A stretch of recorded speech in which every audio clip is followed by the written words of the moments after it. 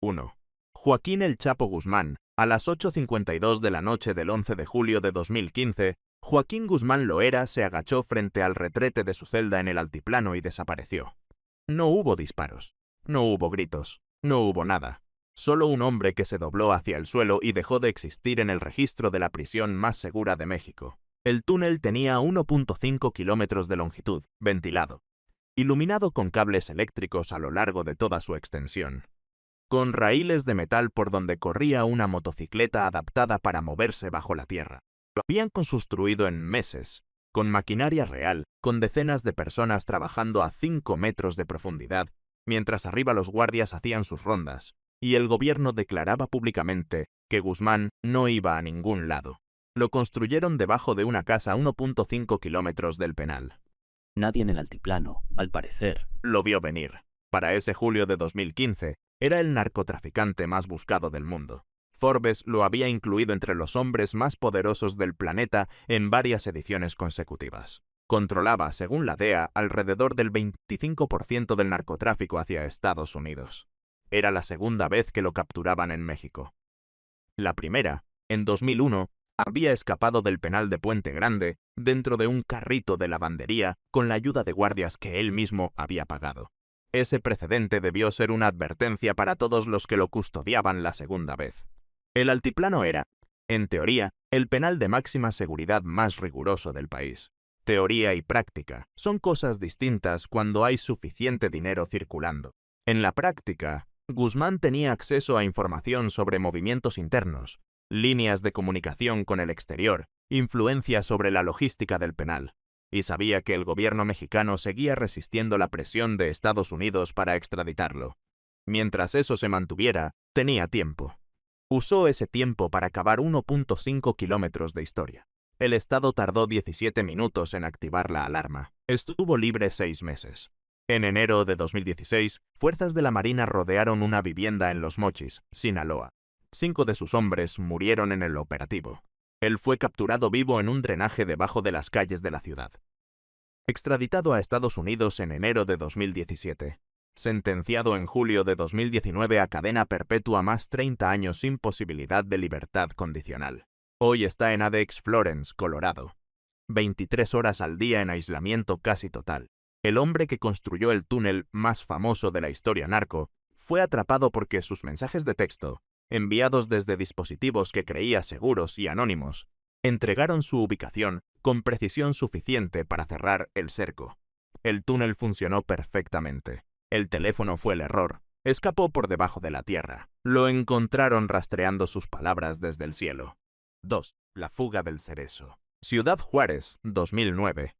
El Centro de Readaptación Social de Ciudad Juárez era, sobre el papel, una institución federal de reclusión. En la práctica, para 2009, era algo funcionalmente diferente. Una instalación donde 2 estructuras de autoridad coexistían en paralelo, una visible y oficial, otra real y pagada. Los custodios respondían a cadenas de mando simultáneas.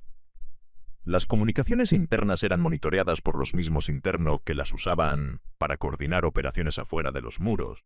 El crimen organizado no estaba detenido en ese cerezo. Estaba administrando parte de él.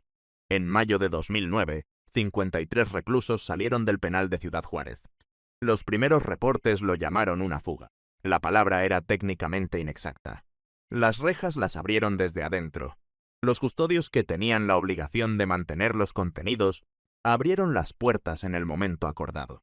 Los vehículos que esperaban afuera llegaron a la hora convenida.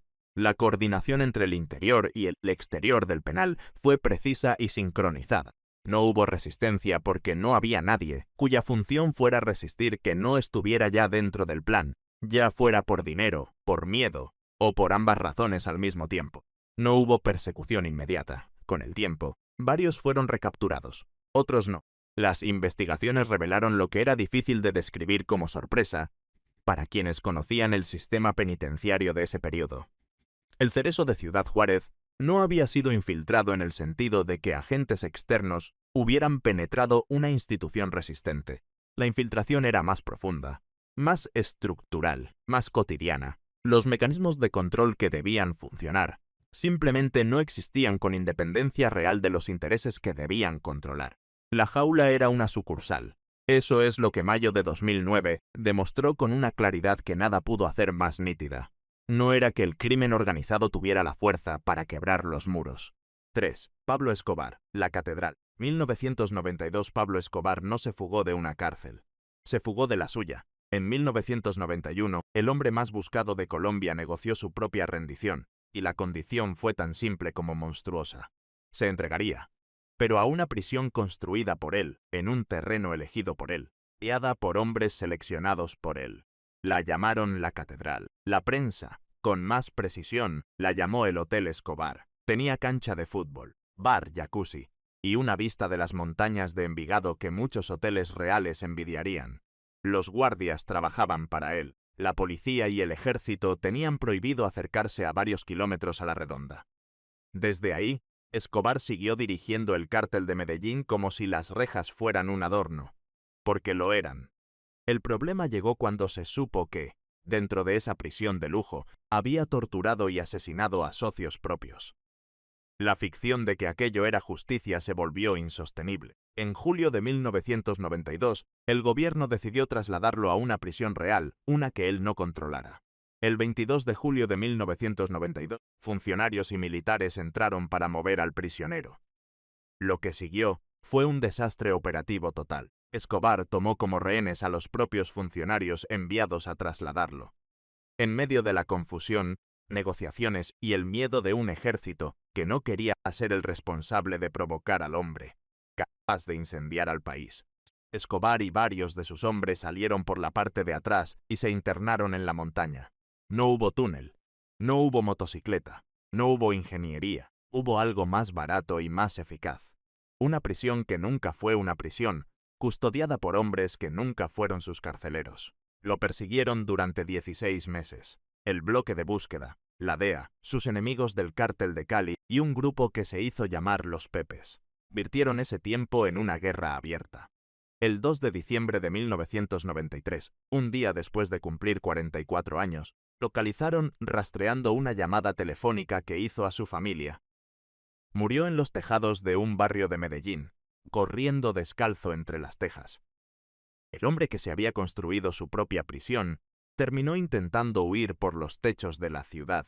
Había hecho. La cárcel de la que escapó era suya. El teléfono que lo delató, también, nunca aprendió a no usarlo. Escobar se fugó solo, como rey de su propio castillo. Los siguientes no fueron uno, fueron 132, y no necesitaron un castillo.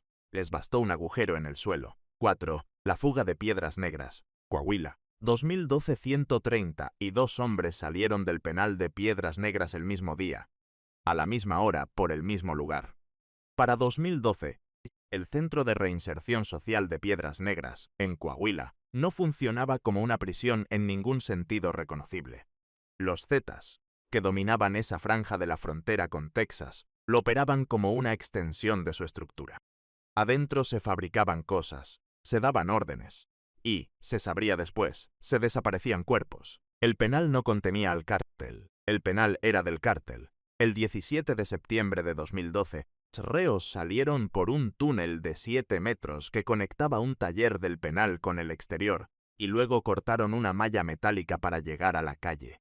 De los que se fueron, 86 eran reos del fuero federal, 46 del fuero común. Algunos ni siquiera querían irse. Fueron forzados a sumarse a la fuga por los cabecillas, todos miembros de los Zetas. La versión oficial habló de un túnel. La versión más incómoda, la que las propias autoridades de Coahuila terminaron reconociendo, fue otra. La fuga ocurrió con la colaboración o la omisión deliberada de las autoridades penitenciarias. El túnel existía, pero un túnel de 7 metros no explica cómo 132 personas atraviesan un penal entero sin que nadie, en ningún puesto, las detenga. Años después se supo algo todavía peor que la fuga. El mismo penal había sido usado por los Zetas para asesinar y desaparecer personas dentro de sus muros, en un esquema que las investigaciones tardarían años en dimensionar. La fuga de 2012 no fue el escándalo, fue apenas la grieta por donde empezó a verse lo que ese lugar había sido todo el tiempo. 132 hombres no se escapan de una cárcel que funciona. Se escapan de una cárcel que ya les pertenece. El túnel fue el detalle. La llave, otra vez, la tenían desde adentro. En piedras negras cavaron en silencio y salieron por un hueco. Los siguientes no se molestaron en cavar. Llegaron por la puerta principal, de madrugada, vestidos de autoridad. 5. El comando de Cieneguillas, Zacatecas, 2009 a las 4:45 de la madrugada del 16 de mayo de 2009, 17 vehículos con logotipos de la Agencia Federal de Investigación se detuvieron frente al penal de Cieneguillas, en Zacatecas. Un helicóptero sobrevolaba la zona. Todo parecía un operativo federal de alto nivel. No lo era. Era un comando de unos 80 hombres de los Zetas disfrazados de agentes. Un grupo bajó de los vehículos, se acercó a la aduana del penal, la entrada de internos y empleados, y anunció a los custodios que se trataba de una inspección de la AFI. Los custodios abrieron. En cuanto las puertas cedieron, 8 unidades entraron al penal, y de ellas descendieron alrededor de 50 hombres. El resto del comando se distribuyó afuera. Desde el helicóptero, otro grupo vigilaba. En 35 minutos, sin un solo disparo, sacaron a 53 reclusos, en su mayoría zetas, y se perdieron en la oscuridad por la carretera. Las cámaras del penal lo grabaron todo.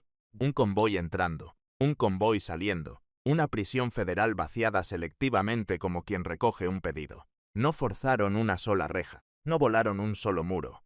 Usaron la herramienta más eficaz del crimen organizado mexicano, la apariencia de la autoridad. Vestidos como el Estado, fueron tratados como el Estado. Las puertas que debían protegerse del crimen se abrieron porque el crimen llegó con el uniforme correcto. 20 fueron recapturados con el tiempo. Al menos 10 murieron en los años siguientes, incluido el Zeta que encabezó la operación. 23 nunca volvieron a ser vistos. La fuga de Cieneguillas se convirtió en el manual no escrito de cómo se vaciaba un penal en México, no con fuerza, sino con un disfraz y la certeza de que nadie verificaría nada. El penal de Cieneguillas se abrió porque alguien tocó la puerta con la cara correcta. La confianza en un logotipo hizo todo el trabajo.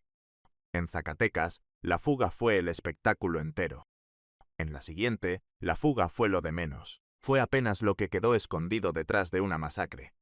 6. El motín de Apodaca. Nuevo León, 2012. La madrugada del 19 de febrero de 2012, el penal de Apodaca, en Nuevo León, se convirtió en el escenario de la masacre carcelaria más mortífera de la historia de México hasta entonces. 44 reclusos murieron esa noche.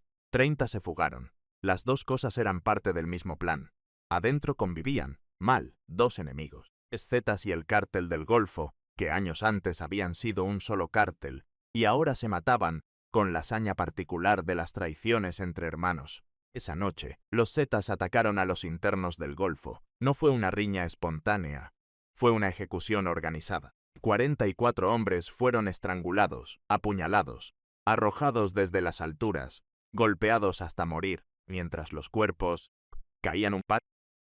En otra parte del penal, 30 miembros de los Zetas caminaban hacia la salida. Los guardias les abrieron paso. La masacre no era solo una venganza entre carteles, era la cortina de humo perfecta. Mientras las autoridades corrían a contener la matanza, los 30 desaparecían sin que nadie los persiguiera. Para cuando se contaron los muertos, fugados ya estaban lejos. El gobierno reconoció que la fuga se había dado con complicidad de algunas autoridades. El comisario de la agencia penitenciaria, el director del penal, el subdirector y el jefe de seguridad fueron cesados. La conclusión era difícil de evitar. Nadie se fuga en medio de una masacre de 44 personas a menos que alguien, llaves y con sueldo del Estado, haya decidido mirar exactamente hacia el otro lado en el momento exacto. En Apodaca, 30 hombres no escaparon de una prisión. Escaparon detrás de una pila de cadáveres montada para taparlos. La fuga no fue el crimen, fue lo que el crimen sirvió para ocultar. Los de Apodaca salieron para no volver. Y hasta aquí, todos en esta lista querían exactamente eso: cruzar el muro una sola vez y desaparecer del otro lado. Cavaron, sobornaron, se disfrazaron, mataron con tal de quedar libres. El último caso rompe esa regla. Ni siquiera es una fuga. Y por eso es el más perturbador de todos, que estos hombres no querían escapar de la cárcel. Querían quedarse en ella. Les convenía. Habían convertido la celda en la única cosa que ninguna fuga puede darte. Una coartada perfecta, firmada por el Estado. 7. La cárcel que salía a matar. Gómez Palacio, Durango, 2010. En el penal de Gómez Palacio, en Durango, los presos no se fugaban. Se les dejaba salir, y eso era mucho peor. Durante 2010, un grupo de internos del Centro de Reinserción Social de Gómez Palacio tenía un acuerdo que desafía cualquier idea de lo que una prisión debería ser. Por las noches, con el permiso de las autoridades del penal, salían. No huían, salían a trabajar. Les entregaban armas de los propios custodios y vehículos oficiales. Iban a cumplir encargos, ejecuciones, ataques. Y, cuando terminaban, regresaban a sus celdas como si nada hubiera pasado. La prisión los protegía con la mejor coartada imaginable. ¿Cómo iban a ser ellos? Si estaban presos, esa estructura dejó muertos reales. El 31 de enero, internos de ese penal dispararon contra los clientes de un bar. 10 muertos. El 16 de mayo, otro bar. 8 muertos. Y la noche del 18 de julio de 2010, salieron con armas y camionetas oficiales hacia una fiesta de cumpleaños en la Quinta Italia Inn, en Torreón, y abrieron fuego contra los invitados. 18 muertos, 18 heridos. Después, como cada vez, volvieron a encerrarse ellos mismos. Cuando el gobierno federal destapó el esquema, el país tardó en procesar la idea. No era una fuga, no era corrupción aislada. Era una cárcel convertida en base de operaciones de un escuadrón de la muerte, con la directora del penal, Margarita Rojas Rodríguez, y otros funcionarios señalados por permitirlo. La celda no era un castigo. Era un escondite con barrotes pagado por el Estado. Las otras fugas de esta lista buscaban la libertad. Esta ni siquiera la necesitaba.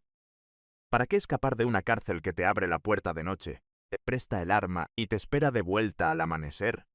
La fuga perfecta no es la que te saca para siempre, es la que te deja entrar y salir cuando quieras, mientras tus víctimas caen convencidas de que el culpable tenía una coartada firmada por sus propios carceleros. Algunos cavaron un túnel de 1,5 kilómetros debajo de la regadera de su celda. Otros abrieron las rejas desde adentro y salieron de a 50, de a 130.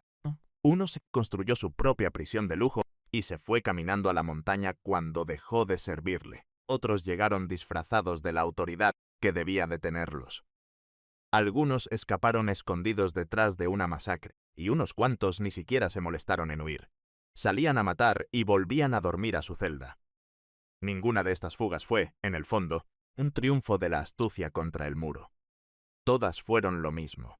La prueba de que el muro nunca estuvo del lado de quien debía. La reja más fácil de abrir siempre fue la que alguien, adentro, ya tenía la orden de abrir. Si te quedaste hasta aquí, suscríbete. El siguiente video ya está esperándote.